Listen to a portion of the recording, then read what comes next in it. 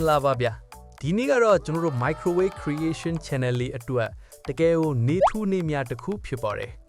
ခမားတို့ရဲ့အားပေးမှုကြောင့်ဒီ channel လေးဟာ YouTube partner program ကိုဝင်ခွင့်ရသွားပြီးဝင်ငွေစတင်ရရှိနေပါပြီဒါကြောင့်ဒီအောင်မြင်မှုကိုပရိသတ်တွေနဲ့အတူ celebrate လုပ်တဲ့အနေနဲ့ကျွန်တော်ဘက်ကလက်ဆောင်ပြန်ပေးခြင်းပါတယ်အဲ့ဒါကတော့ content creator တိုင်းရုံးသမားတိုင်းလိုချင်တဲ့ Canva Pro feature တွေအကုန်သုံးလို့ရမယ်Canva Education Team account မှာဖြစ်ပါတယ်။ဒါမှန် giveaway လို့တယောက်နှစ်ယောက်မဟုတ်ပါဘူး။လူ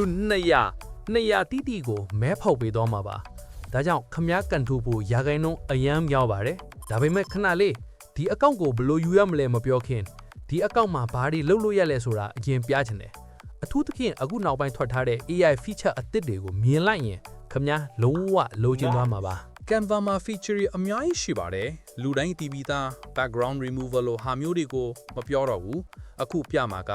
တကယ်အမိုက်စားတိုးဟူပါ number 1က magic grab ပါဒီပုံကိုကြည့်ပါပုံတဲကလူကိုဘေးနဲ့နဲ့ရွှေ့ချင်တယ်အရင်ကဆို Photoshop နဲ့လုပ်နေရတာအခု magic grab ကိုနှိပ်ပြီးရင်ဒီလိုလေးဆွဲရွှေ့လိုက်ရုံပဲနောက်ခံ background လည်းမပြတ်ဘူးလူလည်းရွေ့သွားတယ်တကယ်မိုက်ပါတယ်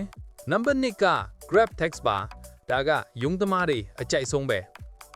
ဓာတ်ပုံရိုက်ထားတဲ့စာရွက်စာတမ်းတွေ screenshot တွေကစာတွေကိုပြင်ချင်လား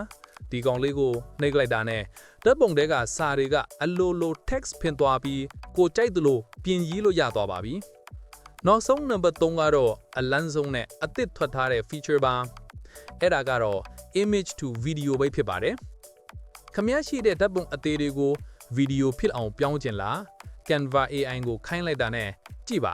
လှောက်ရှားတပ်ဝင်နေတဲ့ဗီဒီယိုတစ်ခုဖြစ်သွားပါပြီ content creator တွေအတွက်တကယ် game changer ပါပဲဒီ feature တွေအကုန်လုံးကိုအခုပေးမဲ့ team ထဲမှာအလကားသုံးလို့ရမှာပါ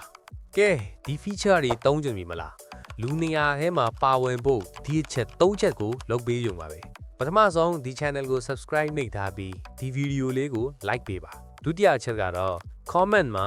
Canva AI feature တွေရရင်ဘာစလုပ်မလဲဆိုတာကိုရေးပေးသွားပါဥမာ CV ရေးမလားဗီဒီယိုလုပ်မလားပေါ့နောက်ဆုံးအချက်ကတော့ description မှာချပေးထားတဲ့ Google Form link ကိုနှိပ်ပြီးခမားတဲ့နာမည်နဲ့ email ကိုဖြည့်ပေးထားပါ Form ဖြည့်မှာစရင်းနဲ့ဝင်မှာနော်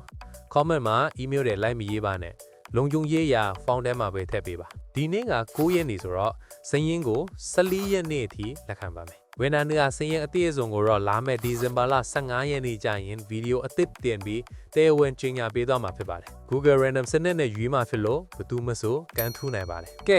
အခုပဲ form ဝင်ဖြည့်လိုက်ကြရအောင်15ရက်နေ့ကျရင်ပြန်ဆောင်ကြမယ်နော်အားလုံးပဲ good luck ပါဗျာ